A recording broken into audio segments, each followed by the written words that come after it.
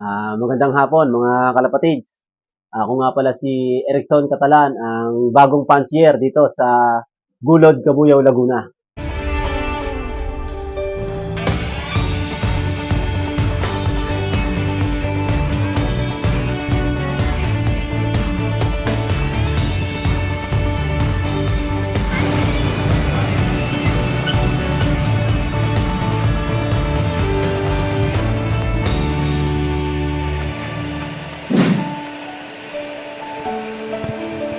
Nagsimula nga pala akong mag-ibon mga taong 2023. Kasi nga, hindi naman totally tayo magkakalapati eh.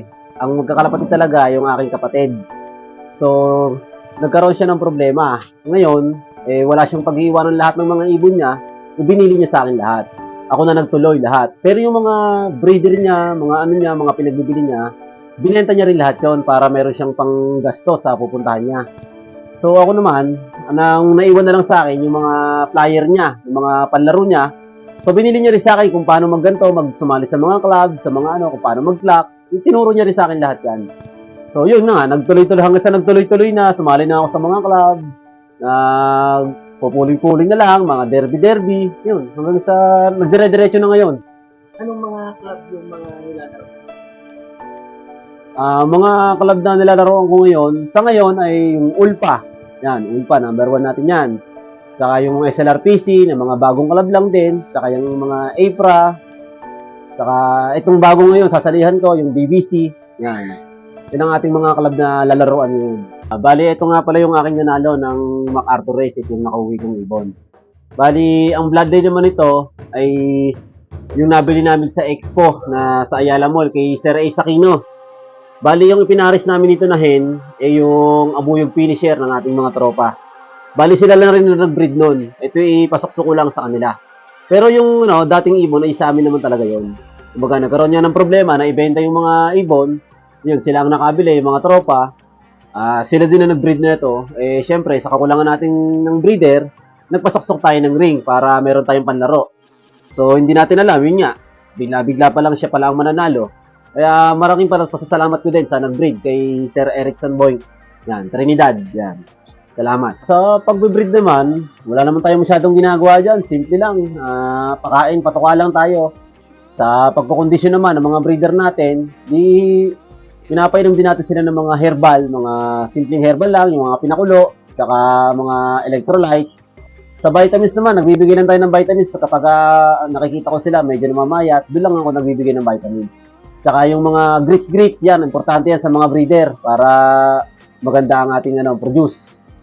Simple lang naman tayo mag-breed.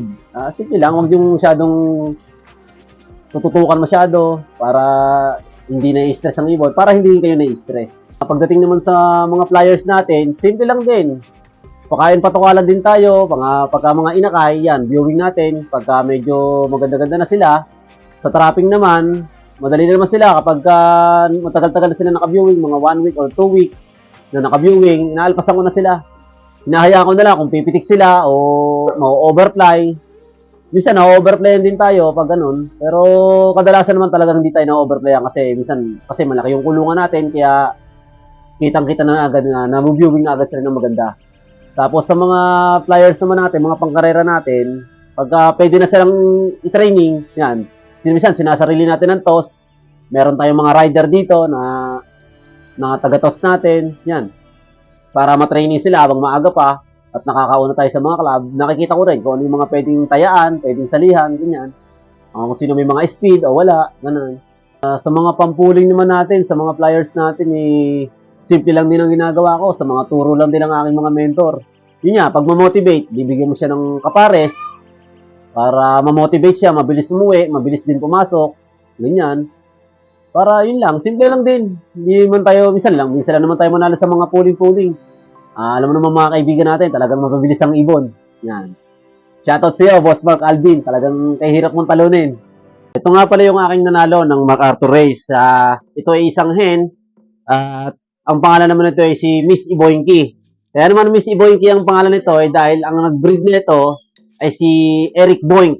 Yan. Kaya pinangalan ko siya dahil babae, ay Iboinki na lang ang ating ipinangalan. Ngayon naman, ang istorya naman ng ibon na to, ito yung sinali ko sa derby ng Ulpa. Ngayon, sinali ko siya ng old bird tsaka young bird. Sa old bird pa lang, first lap pa lang, cut-off na to. Pero sa young bird naman, nakaklak naman siya ng 3 clock. Pero buhat nung nagdaraga na, kasi super smash talaga nung daraga, ito yung kinabukasan na rin umuwi. Nag-cut off na. Pati nung sa matnog lap, yan, lalo yan, matnog lap, napakahirap na lap na, talagang ubusan ng ibon. Talagang ito, nag-cut off pa rin. Talagang super lala, talagang super smash nun. Talagang halos lahat ng mga veterano mag-ibon, talagang naubusan ng ibon. Pero ito, nakauwi pa naman to, kinabukasan din. Second day na naman ulit. Bali pangalawang second day na niya nakauwi. Pero ikinarga ko pa rin siya pagdating ng tawid dagat na. Ito na, tawid dagat. Katbalo, Kalbayog Samar. Ngayon, nag-cut off pa ulit siya. Bali pangatlong cut off na niya.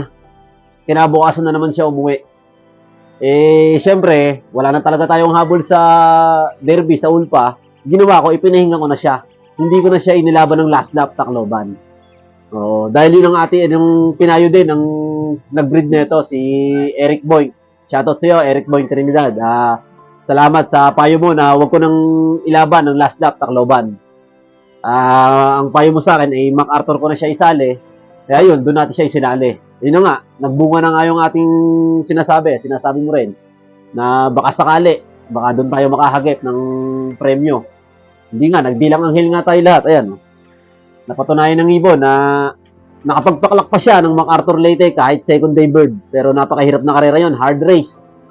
Pero nakauwi pa talaga siya, talagang matibay yung ibon. Sanay siya nang umuwi ng second day.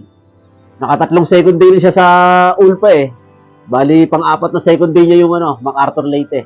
Yan, yung istorya ng ibon na to. Bago ko naman to inilaban ng MacArthur race, nakaisip ako ng magandang solusyon. Baka sakaling mag-click. Yun nga, binigyan ko siya ng motivation. Binigyan ko siya ng pares. Ito, yung nangitlog. Nangitlog siya. Siguro mga after 1 week, mahigit, bibigay ko na lang sana yung itlog. Nag-chat ako sa mga tropa. Baka may gusto ng itlog. Kasi nga, hindi ko pwedeng ituloy na papisa kasi nga, ilalaban ko nga ng MacArthur ginawa ko, pinalta ko na ng fake egg. Wala talagang may gusto ng itlog. Ayaw talaga nila. Kaya ginawa ko, tinapon ko na lang yung itlog. Binasag ko na lang. Tapos pinalta ko na lang siya ng fake egg para kahit paano, meron pa rin siyang nilimliman at ma-motivate siya umuwi. Yun lang ang aking ginawa dito para makauwi siya or sakaling, talagang sinamahalan din tayo ng swerte kaya siya nakauwi. Sa pakaramdam ko naman na kung ilang percent ng uwi nito talaga ng MacArthur kasi talagang tagilid Tagilid talaga ang ko rito Hindi ko talaga siya expect na uuwi talaga siya ng MacArthur Kasi nga, di ba, tatlong sunod na siyang puro second day bird puro cut-off na siya sa Ulpa Kaya sinapalaran ko na lang din talaga siya sa MacArthur kung talagang makakauwi siya. Kaya yun, talagang kahit pa paano, talagang sinamahan talaga tayo ng swerte, binigyan tayo ng ibon na to. Nung dumating yung ibon na yan, sir, di ba, sa day siya, nakita mo yung pagdating. Hindi ko na bali yung pagdating nito ng second day bird, hindi ko na siya naabangan. Hindi ko na siya naabangan kasi may business tayo Meron tayo, nag-iisda ako noon nagbabalot ako ng isda. Paano mo ka napansin? Hindi, nung nagbabalot kasi ako ng isda, naisip ko lang nasilipin yung loop ko. Baka sakaling nandun na siya. Kasi hindi pa naman kato. Hindi pa naman kato mga 9 yun, mga 9 a.m.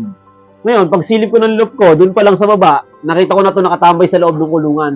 Nasa baba pa lang ako noon kasi kilalang-kilala ko mga ibong ko kahit nasa baba ako, kita ko yan Ngayon, nung nakita ko na to, napasigaw na ako, sabi ko, ayan na. Di yung utol ko, nagmadali din, kinuha yung cellphone, dala para pang videohan. Hanggang pati nga dito sa pagkakit ko sa loop ko, muntikan pa akong madapa kasi kakamadali. At nagsisigaw pa ako kasi umuwi yung ibong ko. Inuwian ako. At nag-clock siya ng MacArthur race. Na napakahirap talagang race. Sa mga prestigious race. Oo, isa sa mga prestigious race natin yan Tapos isang newbie pa. Isa pa, lalo yun, newbie tayo. Kaya talagang katal pag-akyat, katal pag-pakaklak. Sir Michael na, veteran na, ito yung video. Nangangatal pa, yung mga veterano. Nangangatal pa sa pag-clock. Prestigious natin yan Congratulations again, Sir Enzo.